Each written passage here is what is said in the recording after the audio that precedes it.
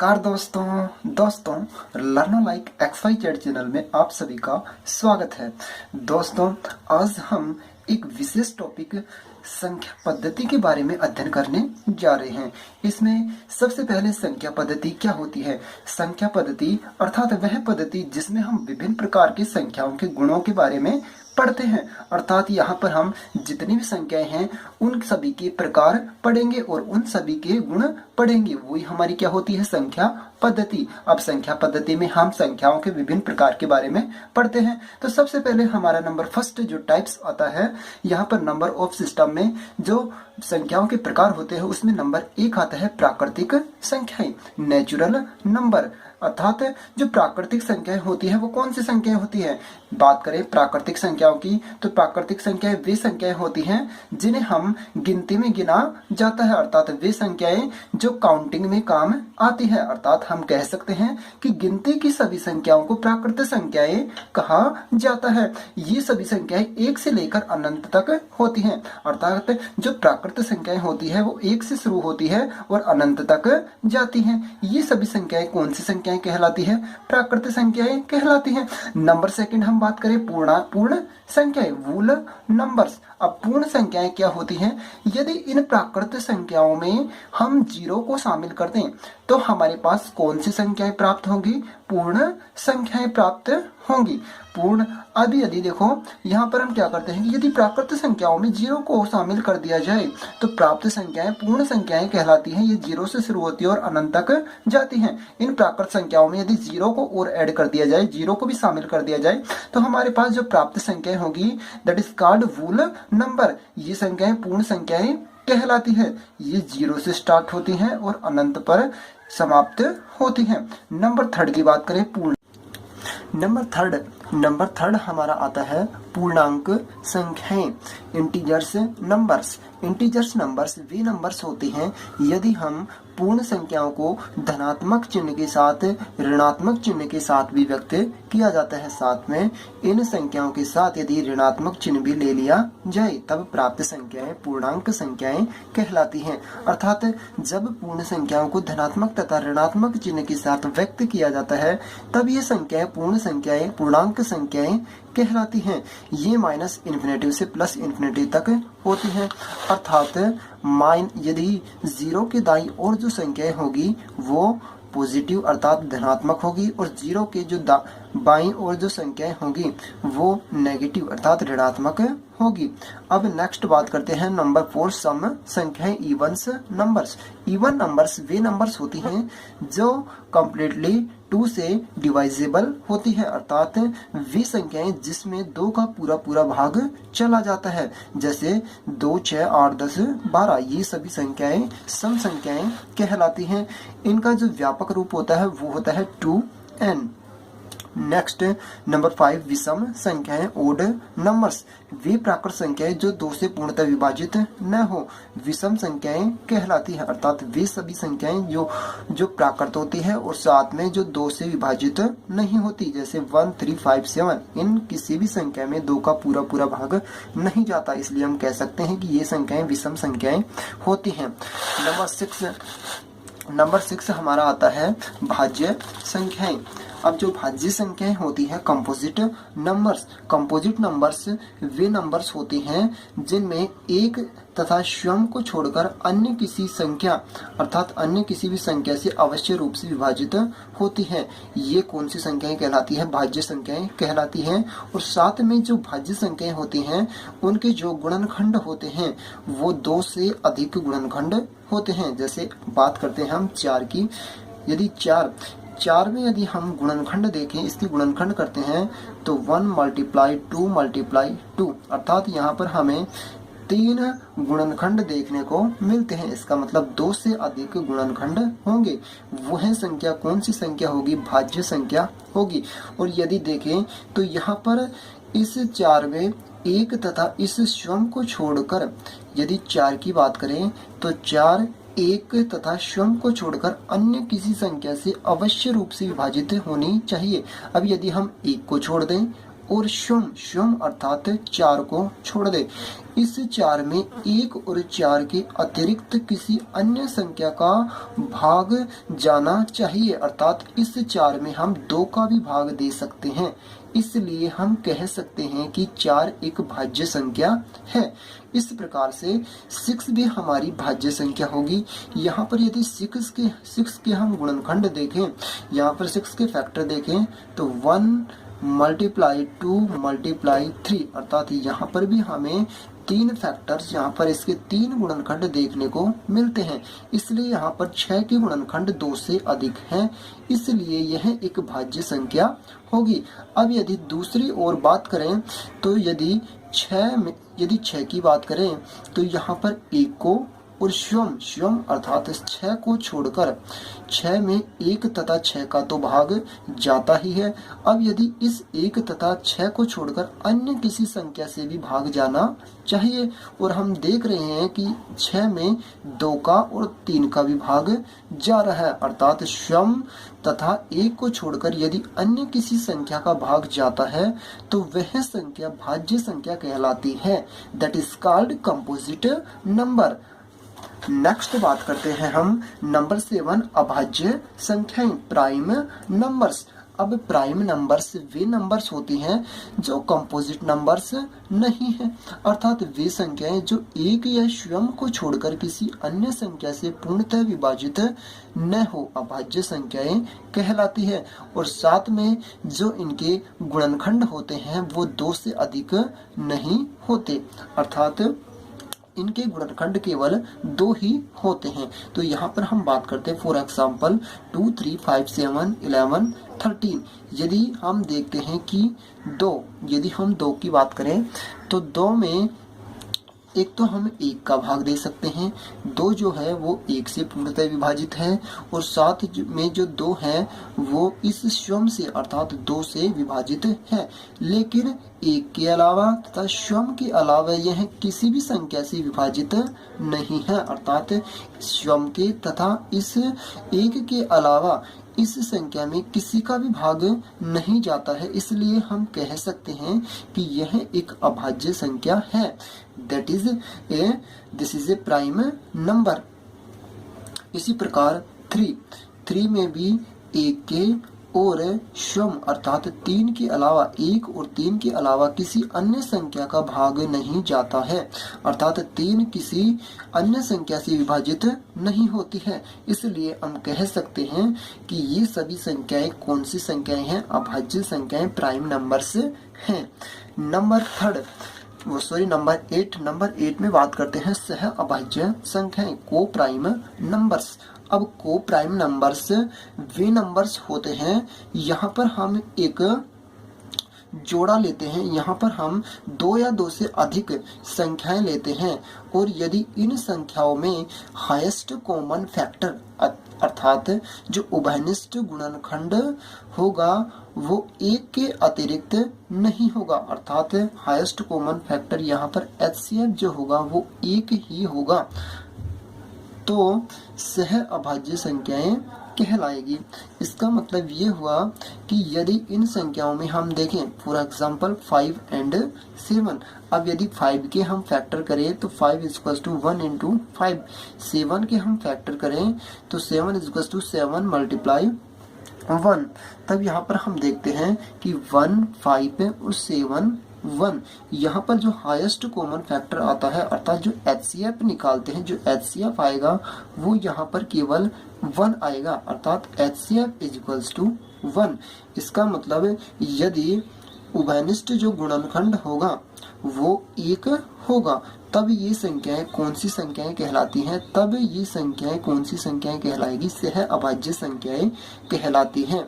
ये संख्याएं 2 या 2 से अधिक होगी, अर्थात ये या तो पेयर्स के रूप में होती है या फिर 2 से अधिक होती है। इसका मतलब 7, यदि नेक्स्ट एग्जाम्पल की बात करें तो 7, 8, 13, यदि 7 के हम गुणनखंड करें तो 7 × 1, 8 के करें तो 1 × 2 × 2 इसी प्रकार से हम 13 के करें तब 1 इंटू 13। तब यहाँ पर यदि हम इन तीनों फैक्टर्स में देखते हैं तब यहाँ पर केवल हमें 1 ही HCF दिखाई देता है, अर्थात इन तीनों का जो HCF आएगा वो HCF इक्वल्स टू 1 होगा। यहाँ पर हमें एक ही कॉमन दिखाई देता है। इसका मतलब है वे दो या दो से अधिक वे प्राकृत संख्याएं जिसमें एक के अतिरिक्त अन्य उभयनिष्ठ गुणनखंड न हो, अर्थात जिसका HCF हाईएस्ट कॉमन फैक्टर 1 हो, सह अभाज्य संख्याएं कहलाती है। दैट इज कॉल्ड को प्राइम नंबर्स। नेक्स्ट हमारी जो नंबर 9 है वो है परिमेय संख्याएं, रेशनल नंबर्स। अब रेशनल नंबर्स वे नंबर्स होते हैं जिन्हें हम P बटा Q के रूप में लिखा जा सकता है जहां P और Q पूर्णांक हैं, साथ ही Q is not equals to 0, अर्थात Q का मान यहाँ पर 0 नहीं हो सकता। फॉर एग्जाम्पल यदि हम देखें 3/7, 7/3, 13/5, 0, 5, -20/3, ये सभी संख्याएं P बटा Q के रूप में हैं और ये सभी यहाँ पर देखते हैं हम कि 3 जैसे P और Q जो होंगे वो पूर्णांक होंगे, साथ ही जो नीचे बटाक में आएगा वो कभी भी 0 नहीं होगा, अर्थात Q कभी भी 0 नहीं होगा। यहाँ पर 0 भी एक परिमेय संख्या है क्योंकि हम 0 को 0/1 लिख सकते हैं। यहाँ पर P का मान जो होगा, P की वैल्यू यहाँ पर 0 होगी और Q की वैल्यू 1 होगी। बट जो 1/0 को हम परिमेय संख्या नहीं कह सकते क्योंकि 1/0 अर्थात Q का मान 0 हो जाता है। यहाँ पर Q की वैल्यू यदि यहाँ पर 0 हो जाती है तो 1/0 की जो वैल्यू इन्फिनेटिव अनंत हो जाती है। इसका मतलब है इसको हम परिमेय संख्या नहीं लिख सकते हैं। इसी प्रकार नेक्स्ट हम देखते हैं नंबर 10 अपरिमेय संख्या, इर्रेशनल नंबर। अब जो संख्याएं जिन संख्याओं को हम P बटा Q के रूप में नहीं लिख सकते हैं, साथ ही Q is not equals to 0, अब जिन संख्याओं को P बटा Q के रूप में नहीं लिख सकते वे संख्याएं अपरिमेय संख्याएं कहलाती हैं। फॉर एग्जाम्पल अर्थात ये सभी संख्याएं रूट के अंदर होती हैं, जैसे √5, √10, 4/√5, 2 + √5। अब यदि √5 की हम बात करें, √5 यहाँ पर हमने देखा कि P और Q दोनों पूर्णांक होने चाहिए, लेकिन यदि √5 को हम √5/1 भी लिख सकते हैं और √5/1 को यदि हम P बटा Q के रूप में देखना चाहें तो P की वैल्यू यहाँ पर √5 होगी, Q की वैल्यू 1 होगी। अब यदि P की वैल्यू √5 है तो हमें पता है कि √5 जो है, जो √5 है वो एक पूर्णांक संख्या नहीं है। यहाँ पर जो √5 है वो इंटीजर्स नहीं है, √5 इंटीजर्स नहीं है, इसलिए हम कह सकते हैं कि √5 से यदि इंटीजर्स नहीं है तो यह एक अपरिमेय संख्या होगी। इससे अब इन परिमेय संख्याओं और अपरिमेय संख्याओं को हम और भी एग्जाम्पल के द्वारा समझ सकते हैं। यहाँ पर यदि हम एग्जाम्पल की बात करें, रेशनल और इरेशनल नंबर के एग्जाम्पल जैसे -3, -4, -3, -2, -1, 0, 2, 3, 4, ये सभी संख्याएं रेशनल नंबर्स होंगी क्योंकि हम इनको P बटा Q के रूप में लिख सकते हैं। जैसे मैं 0 को 0/1 भी लिख सकता हूँ, 1 को 1/1 लिख सकता हूँ, 2 को 2/1, इस प्रकार P बटा Q के रूप में लिख सकते हैं। एंड नेक्स्ट बात करें तो √9, √16, √25। अब यहाँ पर √9 ये जो है ये पूर्ण वर्ग संख्या है, अर्थात इनका जब वर्गमूल निकालते हैं इसका 3, 4 और 5 वर्गमूल आता है और इनको भी हम P/Q के रूप में लिख सकते हैं। फॉर एग्जांपल जैसे √9 का जो वर्गमूल आएगा, इसका जो रूट आएगा वो आएगा 3 और 3 को हम P/Q के रूप में 3/1 लिख सकते हैं, इसलिए √9 is a rational numbers. Number 3 2/3, 7/4, 5, 3/4, 1/3, ये सभी संख्याएं P बटा Q के रूप में हैं, इसलिए ये रेशनल नंबर्स होगी। नेक्स्ट बात करते हैं 1.444 एज सुन एज। इसी प्रकार यहाँ पर हम देखते हैं कि ये जो संख्या है यहाँ पर 4 का रिपीटिशन हो रहा है, अर्थात 4 यहाँ पर टर्मिनेट हो रहा है, 4 की बार बार आवृत्ति हो रही है। इसको हम इस प्रकार से लिख सकते हैं कि 4444, इसको हम लिख सकते हैं 1.4 का बार, अर्थात यहाँ पर 4 की रिपीटेशन आवृत्ति हो रही है। इसका मतलब इसे हम लिख सकते हैं 1 + 4 के ऊपर बार है तो इसको हम लिखेंगे 1 + 4/9, और 1 + 4/9 को हम लिख सकते हैं 1 सही 4/9, अर्थात 13/9, और 13/9 हमें पता है कि P/Q के रूप में है, इसलिए ये एक परिमेय संख्या होगी, अर्थात ये संख्या भी क्या होगी, एक परिमेय संख्या होगी। इसी प्रकार 8/9 भी क्या है, एक परिमेय संख्या है, क्योंकि यहाँ पर हम देखते हैं कि 8/9 को हम जब 8 में 9 से डिवाइड करेंगे तो ये जो संख्या आएगी वो आएगी, यहाँ पर हम 8 में 9 का भाग देते हैं तो 0 लगाते हैं, यहाँ पर दशमलव लगाते हैं, तो इसमें जब डिवाइड करते हैं तो 8 बार डिवाइड होता है। इसी प्रकार फिर यहाँ पर वापस 8 बचते हैं, तो इसी प्रकार 8 8 8 यहाँ पर जो रिपीट होगा वो 8 का रिपीटेशन होगा। इसको हम लिख सकते हैं 0.8 का बार, और इसी प्रकार से हमें पता है कि 0.8 बार, इसी प्रकार से ये जो संख्या है वो भी क्या होगी, एक परिमेय संख्या होगी। अर्थात हम यहाँ पर देखते हैं कि जो परिमेय संख्याएं हैं वो क्या हैं, रिपीटेशन, यहाँ पर जो परिमेय संख्या है उनका क्या हो रहा है, रिपीटेशन हो रहा है, अर्थात टर्मिनेटिंग हो रहा है। ये क्या होती हैं, शांत होती हैं या फिर अशांत आवृत्ति होती हैं। ये शांत आवृत्ति होती हैं या अशांत आवृत्ति होती हैं। इसी प्रकार से हम देखते हैं कि इन एग्जाम्पल से हम देखेंगे कि यहाँ पर जो परिमेय संख्याएं होंगी वो या तो टर्मिनेटिंग होगी और या फिर नॉन टर्मिनेटिंग रिकरिंग, अर्थात टर्मिनेटिंग या तो शांत होगी या नॉन टर्मिनेटिंग रिकरिंग या अशांत आवृत्ति होगी। यहाँ पर हम देखते हैं जैसे यहाँ पर हम देखते हैं कि 3/8, जैसे 3/8 1/4 टर्मिनेटिंग अर्थात शांत आवृत्ति होगी। वह संख्या जिसका दशमलव प्रसार शांत होता है या अशांत आवृत्ति होता है परिमेय संख्या कहलाती है। जैसे हमने यहाँ पर देखा कि इस संख्या में इसका जो प्रसार है वो यहाँ पर अशांत भी है और आवृत्ति भी है, अशांत भी है और आवृत्ति है, अर्थात ये नॉन टर्मिनेटिंग रिकरिंग है, नॉन टर्मिनेटिंग रिकरिंग है। ठीक है, इसका मतलब यदि यहाँ पर ये नॉन टर्मिनेटिंग रिकरिंग होगी तो एक एग्जाम्पल और देखते हैं जो कि टर्मिनेटिंग भी है, अर्थात शांत है, अर्थात क्या है, शांत है। जैसे हम एग्जाम्पल, ये वाला एग्जाम्पल देखते हैं 3/8। अब यदि 3/8 को हम 3 में यदि 8 का भाग देते हैं तो इसको हम लिख सकते हैं 0.375। यहाँ पर 3/8 जो है इसमें हम भाग देते हैं तो ये टर्मिनेटिंग अर्थात शांत है। इसका मतलब परिमेय संख्या या तो शांत होती है, टर्मिनेटिंग होती है, या नॉन टर्मिनेटिंग रिकरिंग या अशांत आवृत्ति की होती हैं। इस प्रकार से हम कह सकते हैं कि वह संख्या जिसका दशमलव प्रसार शांत होता है या अशांत आवृत्ति होता है परिमेय संख्याएं कहलाती हैं।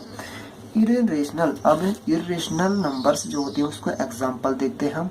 जैसे फॉर एग्जांपल √2 की वैल्यू इस प्रकार से होती है। यहाँ पर हम देखते हैं कि √2 की वैल्यू यदि यहाँ पर देखते हैं हम तो इसका जो मान है वो अशांत है, अर्थात नॉन टर्मिनेटिंग है, और यहाँ पर कोई भी अंक जो है वो रिपीट नहीं हो रहे हैं, अर्थात रिकरिंग यहाँ पर नहीं होती है। इसका मतलब यहाँ पर नॉन टर्मिनेटिंग, नॉन रिकरिंग आवृत्ति है।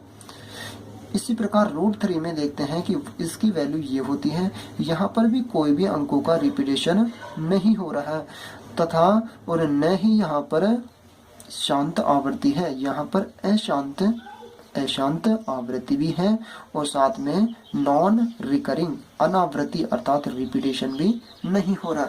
इसी प्रकार पाई की वैल्यू देखें 22/7 22/7, तो इसकी वैल्यू ये होती है। और यहाँ पर देखते हैं, यहाँ पर भी नॉन टर्मिनेटिंग नॉन रिकरिंग है। इस प्रकार से हम रेशनल नंबर और इरेशनल नंबर्स को एग्जाम्पल के द्वारा समझ सकते हैं।